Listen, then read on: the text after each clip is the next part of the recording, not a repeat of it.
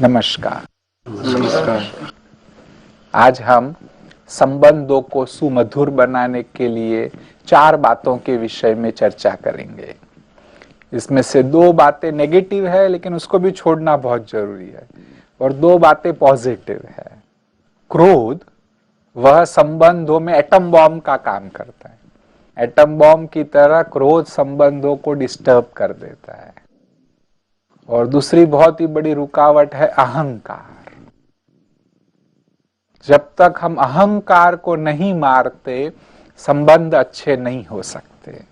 और 2 और पॉजिटिव बातें हैं। एक तो औरों को सुनो, सुनना भी एक बहुत बड़ी कला है।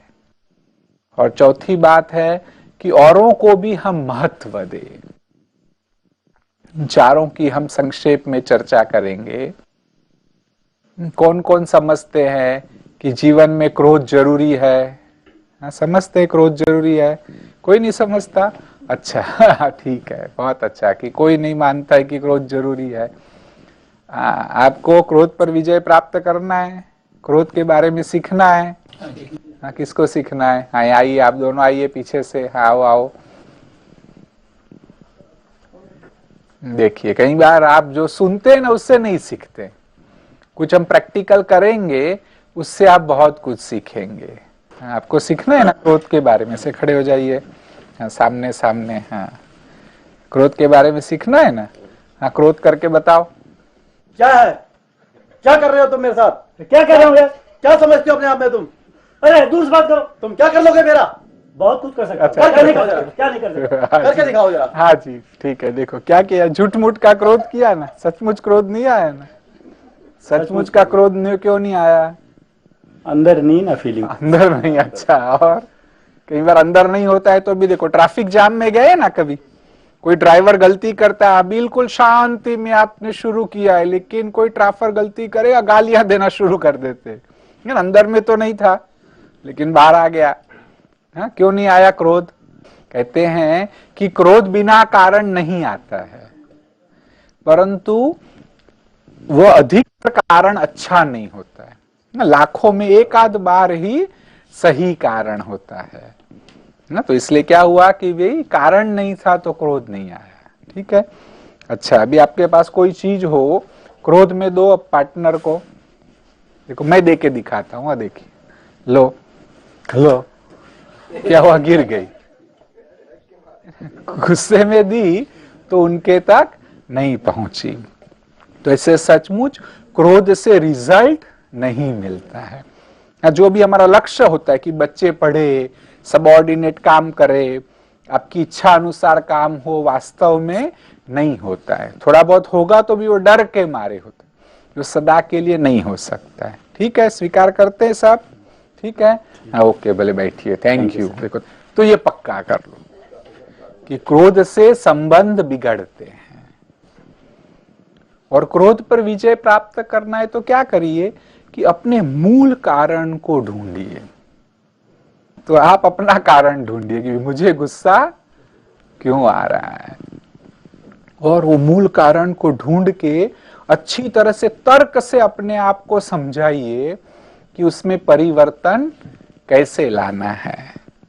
और अगर कारण मिल गया, उसका आपने सही निवारण कर दिया, सदा के लिए मुक्ति मिल जाएगी। परंतु गहरे कारण को देखो। ऊपर ऊपर की बातें तो छोटी सी होती है। और एक बात करनी चाहिए कि जब क्रोध आए तब तुरंत कुछ नहीं बोलो, बस इतना भी कर लीजिए कि आधी मिनट भी रुको। सबसे तो अच्छा है एक दिन रुक जाओ। जब किस पे गुस्सा आए ना तो कहो अगले दिन देख लूंगा, हाँ कल उसको ठीक करूंगा, परंतु आज नहीं ना। दूसरे दिन हो सकता है बहुत बड़ा परिवर्तन आ जाए। जब क्रोध आए तो भी सोचो कि एक दिन रुकना है, दूसरे दिन जवाब दूंगा। अगर एक दिन नहीं रुक सकते, आप सोचो इम्पॉसिबल है, बहुत जरूरी, अब भी गुस्सा करना पड़ेगा, तो 1 घंटा भी रुक जाओ। कभी लगे 1 घंटा भी नहीं रुक सकते तो कम से कम 1 मिनट तो जरूर रुको। 1 मिनट भी सोचो कि मैं क्या कहूंगा, उसकी क्या प्रतिक्रिया होगी, क्या मैं जो कह रहा हूं वो सच कह रहा हूं, उसको मैग्नीफाई तो नहीं करता हूं।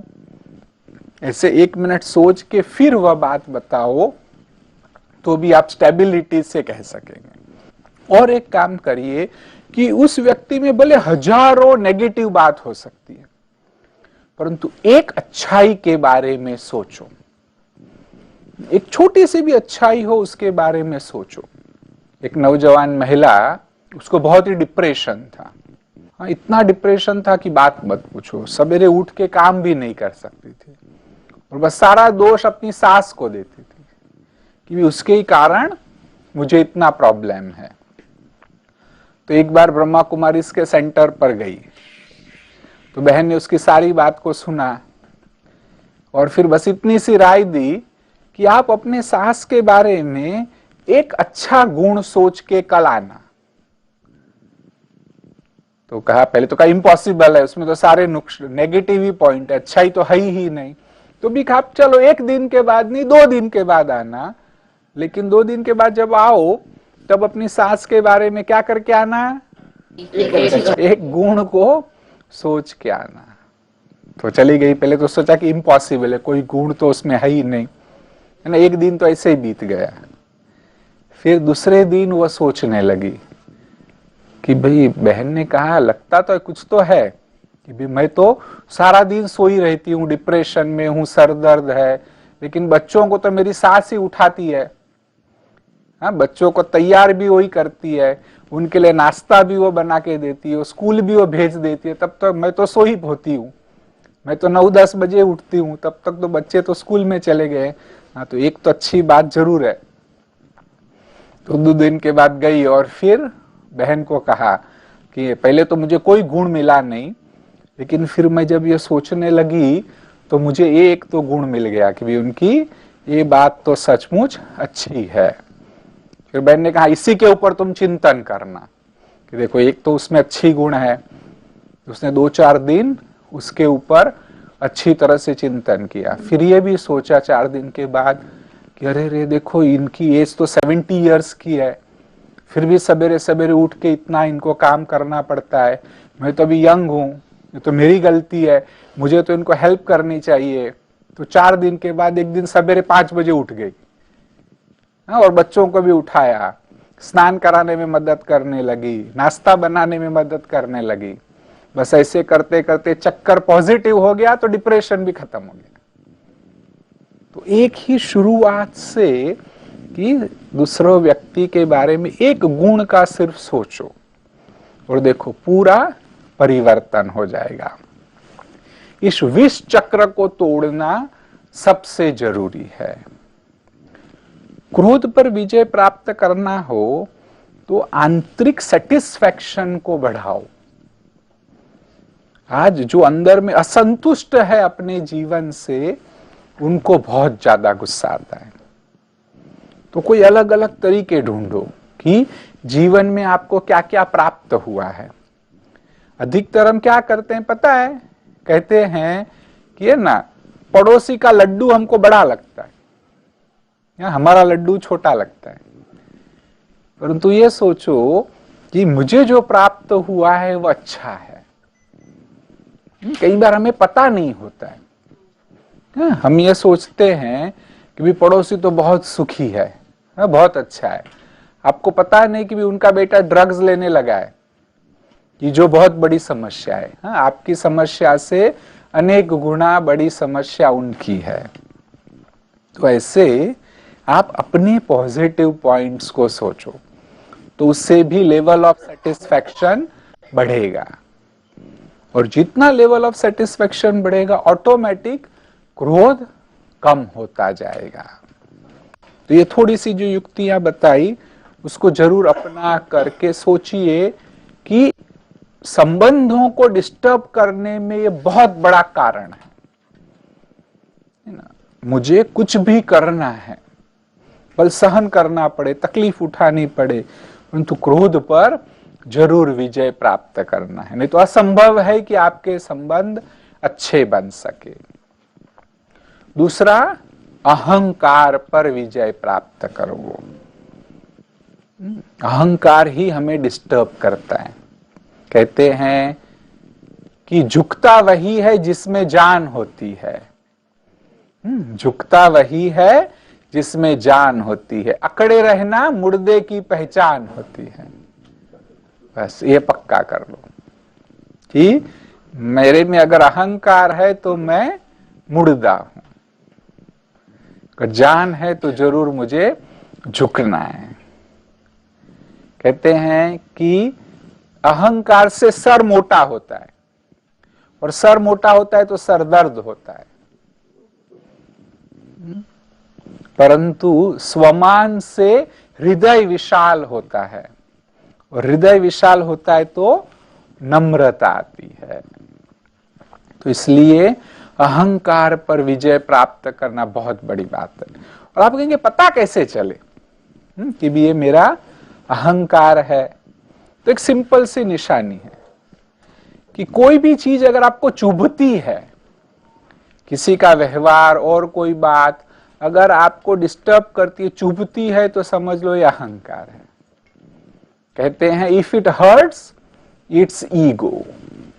अभिमान भी कहते हैं ना, हाँ, अभी प्लस मान, क्या हुआ? अभिमान। अगर आपकी यह मनोभूमिका है कि मैं कहता हूं अभी मानो, मैं कहता हूं वैसा ही करो, तो सोच लो कि यह अभिमान है, इस पर विजय प्राप्त करना है। देखो क्या होता है अहंकार से। हाँ, कोई एक स्ट्रांग व्यक्ति यहां आएगा।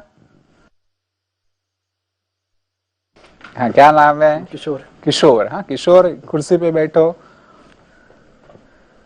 कैसा लगता है? बढ़िया लगता है। अच्छी है कुर्सी? अच्छा, कुर्सी को अपने साथ ले जाओ। कुर्सी को अपने साथ ले जाओ, वहां तो यही ले जाओ। हाँ, कहाँ तक ले जाएगा? वहीं पे ले जाऊंगा। वहीं उससे सारा दिन तो लेके नहीं घूम सकते ना। लेकिन हम क्या करते हैं, आपकी जो पोस्ट पोजीशन की कुर्सी है ना, उसको साथ भर साथ में लेके घूमते। समझो कि आप प्रोफेसर है, हाँ, तो चलो कॉलेज में तो आप प्रोफेसर है, लेकिन घर में तो पिता है, घर में तो प्रोफेसर नहीं। हाँ, घर में तो पति है या पत्नी है, परंतु क्या करते हैं, घर में भी प्रोफेसर की तरह ही व्यवहार करते हैं, तो सारे प्रॉब्लम होते हैं। हाँ, समझ गए? छोटी एक्टिव कुर्सी लेके हम घूमते नहीं, परंतु क्यों, जो हमको जो भी लेबल लगा है कि मैं डॉक्टर हूं, मैं इंजीनियर हूं, उस लेबल को लेके हमेशा साथ रहे। जब आवश्यक है भले वो लेबल को लगाओ, परंतु जैसे ही पूरा हो उसको छोड़ देना। जैसे जरूरत है, मैंने चश्मे पहने हैं, रात को भी पहन के सोता रहूं तो लोग क्या कहेंगे? ठीक है ना? तो ऐसे ही हम भी, जो भी हमें लेबल्स है, पोस्ट पोजीशन है, उसको साथ में लेकर के नहीं घूमो। ये सबसे बड़ी बात है। देखो, हम सब ने ह्यूमन रिलेशंस भी क्यों अच्छे बनाना चाहते हैं? क्योंकि जीवन में सुख का अनुभव हो, ठीक है ना, आनंद का अनुभव हो, शांति जीवन में मिले, इसीलिए संबंधों को अच्छा बनाना है। परंतु अगर आप सचमुच जीवन में शांति चाहते हो, कुछ प्राप्त करना चाहते हो, तो अहंकार को मार दो। ये कहानी याद आती है, एक बनिया था, उसने एक तोता पाल के रखा था, बहुत अच्छा तोता जो बोलता था। तो एक भक्त भी रोज उसकी दुकान में आकर के बैठता था।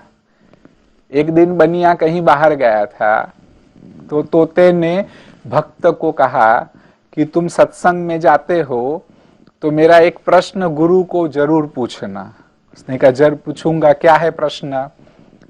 तोते ने कहा गुरु को यह पूछना कि मुझे पिंजड़े से कैसे मुक्ति मिलेगी, क्या करूं कि पिंजड़े से मुझे मुक्ति मिले और कब मुक्ति मिलेगी? तो भक्त ने कहा ठीक है, जरूर पूछूंगा। दूसरे दिन जैसे सत्संग पूरा हुआ तो वह गुरु के पास गया और तोते का प्रश्न पूछा। जैसे ही गुरुजी ने प्रश्न सुना, एकदम सीरियस हो गए, सांस चलना बंद हो गई, जैसे बीमार से वो लुढ़क करके गिर गए। तो सारे लोग इकट्ठे हो गए। वह तो बेचारा डर गया भक्त कि भी लोग मेरी पिटाई करेंगे, मेरे प्रश्न के कारण गुरु की ऐसी हालत हो गई। तो छुपके से भाग गया और सीधा बनिया की दुकान में गया। तो तब बनिया कहीं बाहर गया था। तो उसने तोते को सारी कहानी सुनाई कि देख, तेरा प्रश्न पूछा तो गुरु की तो ऐसी हालत हो गई। तो तोता कुछ नहीं बोला, चुप रहा। थोड़ी देर के बाद जब बनिया वापस आया तो तोता भी बीमार सा हो गया, उसकी भी सांस चलना बंद हो गई, वो भी लुढ़क के गिर गया। तो बनिया ने सोचा कि शायद इसकी मृत्यु हो गई या बहुत बीमार हो गया। हाँ, धीरे से उसको पिंजरे से बाहर निकाला। जैसे ही बाहर निकाला तोता उड़ गया और उड़ के कहता है, भक्त जी, हाँ, गुरु जी ने मेरे प्रश्न का यही उत्तर दिया था कि मुक्ति चाहते हो तो जीते जी मरना पड़ेगा। देखो, मैंने मरने का नाटक किया तो मुझे मुक्ति मिल गई। तो ऐसे ही अहंकार को मार दो, अहंकार को खत्म कर दो, भस्मीभूत कर दो, उसकी राख भी बचने न पाए, तो पूरी शांति मिलेगी। स्वमान जरूर चाहिए, इसका मतलब ये नहीं कि भी स्वमान नहीं चाहिए ना। स्वमान जब होता है ना तो हमें हर्ट नहीं होता है। हाँ, कोई आपकी टीका भी कर दे, कोई चीज आपको प्राप्त भी न हो, तो आप अपने आप में ही संतुष्ट हैं, क्योंकि आपको अंदर में पक्का है कि मैं अच्छा हूं। हाँ, मुझे किसी के सर्टिफिकेट की जरूरत नहीं कि मैं अच्छा हूं। जब ये स्टेज बन जाती है तो फिर आपको कोई डिस्टर्ब नहीं कर सकता। अहंकार वाला व्यक्ति हमेशा सर्टिफिकेट चाहता है कि भी लोग मेरी प्रशंसा करे, लोग मेरे बारे में अच्छा बोले। भले हमें औरों की प्रशंसा करनी है, परंतु हम अपेक्षा ना रखें। और यह कब होगा? जब अंदर में आप खुशी का अनुभव करेंगे, अंदर में भरपूरता का अनुभव करेंगे। आज बाहर तो हम सभी अहंकार को दिखाते, लेकिन अंदर में खोखले हैं। यही कारण है कि ध्यान की आवश्यकता है। ध्यान करेंगे तब अंदर में वह भरपूरता आएगी।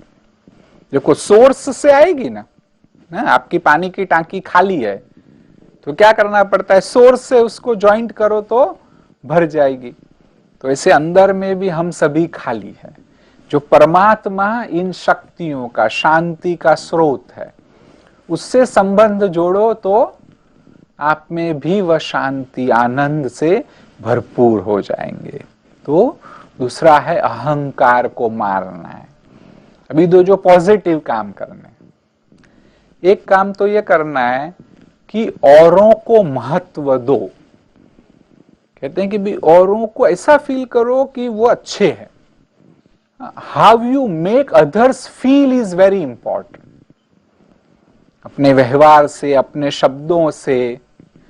जैसे उदाहरण के रूप में, अगर ऑफिस में कोई एक दिन छुट्टी पे गया है तो दूसरे दिन ऑफिस में आता है, तो अगर उसका इतना कह दो कि भाई वी हैव मिस्ड यू, आप नहीं आए तो भाई हमने आपको मिस किया, तो उसको बहुत अच्छा लगेगा, है ना। It's nice to have you back, हाँ, वापस आए तो हमको बहुत अच्छा लग रहा है। ऐसे दो शब्द भी कहो तो उनको इंपॉर्टेंस फील होगा कि मैं अच्छा हूं। और किसी को नीचा तो दिखाओ ही नहीं। आपने भी देखा है ना कि भाई कई बार हम क्या समझते हैं, मैं सब कुछ जानता हूं, दूसरे नहीं जानते। आप किसको बुद्धू समझोगे तो अच्छा नहीं लगता। जो दूसरे हैं उनको अच्छा फील कराओ, अच्छे शब्दों से, आपके व्यवहार से। और एक जो सबसे जरूरी बात है कि जिसमें ज्यादा मेहनत भी नहीं करनी और आपके संबंध बहुत अच्छे बन जाएंगे। अधिकतर हम सभी अच्छा स्पीकर बनना चाहते हैं। लोग अच्छे अच्छे कोर्स भी करते हैं कि भी पब्लिक स्पीकिंग हम सीखे। भले अच्छा स्पीकर भी बनने की कोशिश करो, परंतु उससे भी महत्वपूर्ण है कि अच्छे श्रोता बन जाओ। जितना हम बोलते हैं उससे ज्यादा हमें सुनना चाहिए। वास्तव में आमतौर पर जब भी हम एक दूसरे के व्यवहार में आते तो सुनते नहीं हैं। हम क्या करते पता है? अपनी बात कहना है, बीच में काट भी देते, अपनी बात शुरू कर देते हैं। या तो हम क्या करते हैं, है ना, भले वो बोल रहे हैं ना तो उनको सुनते नहीं है। हम ये सोचते कब ये पूरा करे और मैं शुरू करूं, है ना, उसी के लिए हम रुकते हैं। तो यह सही बात नहीं है। वास्तव में क्या करना चाहिए? जितना हम बोलते हैं उससे हमें ज्यादा सुनना चाहिए। क्यों ज्यादा सुनना चाहिए? 2 कान है। हाँ देखो, भगवान ने आपको एक मुंह दिया है और 2 कान दिए, कुछ पर्पस होगा। हाँ, यहाँ एक कान बना देते तो, हाँ 2 कान दिए, उसका मतलब है कि हमें ज्यादा सुनना चाहिए। इतना ही नहीं डॉक्टर साहब, एक बात और है, 2 कान भी दिए हाँ। और वो सिर्फ सुनने का काम करते हैं। हाँ। जबकि मुंह जो है बोलने का काम भी करती है और ऐसा स्वादन भी करती है। अच्छा, तो उसके 2 काम है। 2 काम है। हाँ, लेकिन इसको एक ही काम भगवान ने दिया है, तो इसलिए उसका पूरा पूरा उपयोग करना चाहिए। नहीं तो इस सचमुच क्या करो, सुनो ज्यादा और अच्छे श्रोता भी बन जाओ ना, आपके संबंध अच्छे हो जाएंगे। क्यों पता है? क्योंकि ना लोगों को आज बोलना है, अंदर में बहुत कुछ पड़ा है, कोई सुनने वाला नहीं है ना। आज कई बार जो पेशेंट पता है मनोरोग चिकित्सक के पास भाग भाग के जाते हैं, जो अपॉइंटमेंट देगा ना उससे 15 मिनट पहले वहां पहुंच जाएंगे ना, कभी भी अपॉइंटमेंट को मिस नहीं करते हैं। पेशेंट को भी ये पता होता है कि मनोरोग चिकित्सक कोई बहुत बड़ा काम नहीं करने वाला, एक गोली बढ़ा दो, आधी कम कर दो, यहाँ वहां कुछ आगे पीछे करेगा। मनोचिकित्सा में थोड़ी सी दवाइयां, कोई बहुत ज्यादा दवाइयां भी नहीं है। तो पेशेंट को भी ये पता होता है, कई बार पेशेंट भी डॉक्टर बन गया है, लेकिन फिर भी वो जाता है। क्यों पता है? हाँ, वो सुनता है। हाँ, घर वाले सुनते नहीं है, घर वाले समझते इसका स्क्रू ढीला हो गया है ना, तो वो कुछ बोलने भी जाएगा तो उसको काट देते या सुनते ही नहीं है उसे। तो अगर आप अच्छे श्रोता बनो तो 50% मनोचिकित्सक बन गए। देखो, सुनना भी एक कला है। पहले तो ध्यान से सुनो। कोई बोल रहे हैं ना, यहां वहां नहीं देखो ना। कोई बोल रहा है, आप कोई चीज को हाथ में घुमा रहे हैं, पॉकेट में हाथ डाल रहे हैं, ऐसा नहीं करो। उसको लगेगा कि इसका ध्यान नहीं है, इसका ध्यान तो और कहीं है। पूरा अनडिवाइडेड अटेंशन हो, बस उसी को सुन रहे हैं। सुनते समय आई कांटेक्ट भी हो, है ना। आप सुनते हैं तो यहां कहीं देख रहे, उसको लगता है मुझे तो देख ही नहीं, बोले आप सुन रहे हैं सचमुच, परंतु उनको देख नहीं रहे हो, है ना। तो आई कांटेक्ट भी हो तो उससे भी अच्छा लगेगा।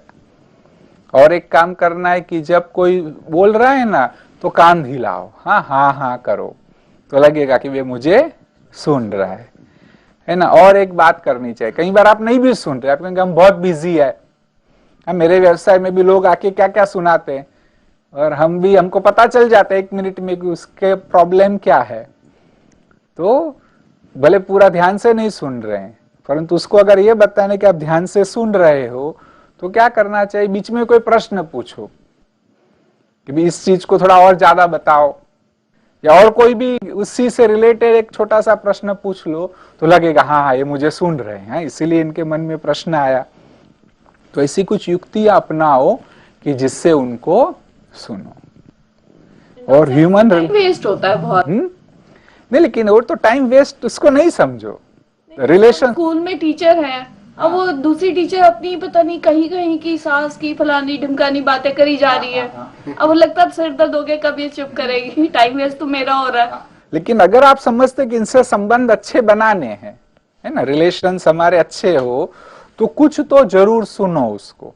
फिर भले ये कहो आपने थोड़ा अच्छा से सुन लिया, फिर आप ये भी कह सकते कि भी मुझे जरूरी काम है, तो कल हम फिर से इसके बारे में बात करेंगे। तो उनको लगेगा कि इसको इंटरेस्ट है, भी कल भी थोड़ा समय हमारे साथ भी इसके बारे में बात करेंगे, है ना।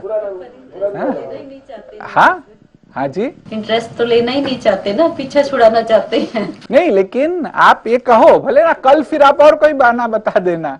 और इन सारी बात में ह्यूमन रिलेशंस को जो बढ़ाना है ना, एक तो relation with your self is important, और दूसरा है परमात्मा के साथ भी संबंध। आज परमात्मा के साथ हमारा अच्छा संबंध हो तो सभी संबंधों का प्यार आपको मिल जाएगा। तो ये सबसे बड़ी बात करो कि परमात्मा से सर्व संबंधों को जुटाओ। और में परमात्मा से संबंध बड़ा सरल है ना, और सब संबंध तो मुश्किल भी है, परंतु परमात्मा से संबंध बड़ा सरल है। क्या करना है, परमात्मा से बातें करो। औरों को तो अपना सुनने का कई बार टाइम नहीं होता है, परंतु भगवान जरूर आपकी बात को सुनेगा। और सिंपल बात करनी, जैसे औरों से बातें करते हैं ना, भगवान की भाषा दिल की भाषा है। अब दिल से बात करो तो भगवान के दिल तक भी पहुंच जाएगा। डॉक्टर साहब, परमात्मा से आत्मीयता के संबंध कैसे जुटाएं? अच्छा, हाँ, देखो, परमात्मा से अगर आत्मीयता के संबंध जुटाना है ना, तो परमात्मा से प्यार करना सीखो। क्यों परमात्मा से इतना आत्मीयता का संबंध नहीं जुटता है? क्योंकि देहधारी भी हमको प्यार देते है ना, परिवार वाले और सभी है, वो भी हमें प्यार देते हैं, तो नेचुरली मन वहां जाता है, परमात्मा में नहीं जाता है। परंतु थोड़ा सा आप सोचना कि परमात्मा हमें प्यार देते हैं और शरीरधारी हमको प्यार देते हैं, उसमें क्या फर्क है? थोड़ा सा भी आप चिंतन करेंगे तो आप पाएंगे कि जो देहधारी प्यार देते हैं उसमें कहीं ना कहीं छोटा सा भी स्वार्थ जरूर है। 0.01% होगा, परंतु वो स्वार्थ है। परंतु परमात्मा जो प्यार देते हैं उसमें रिंचक मात्र भी स्वार्थ नहीं है। दूसरा, जो देहधारी प्यार देते हैं उसमें कोई ना कोई शर्त है कि तुम ऐसा करो तो तुमको प्यार मिलेगा, ऐसा नहीं करेंगे तो तुमको हम प्यार नहीं देंगे। लेकिन परमात्मा का प्यार जिसमें कोई भी शर्त नहीं, वह अनकंडीशनल है ना। थोड़ा सा आप सोचो, ऐसे रात को सोने से पहले भी ये सोचो तो भाव विभोर हो जाएंगे कि एक भगवान ही मुझे निस्वार्थ प्यार देता है। तो इन बातों पर सोचना, तो ऑटोमेटिक परमात्मा से संबंध जुटेंगे। ठीक है। ओम शांति।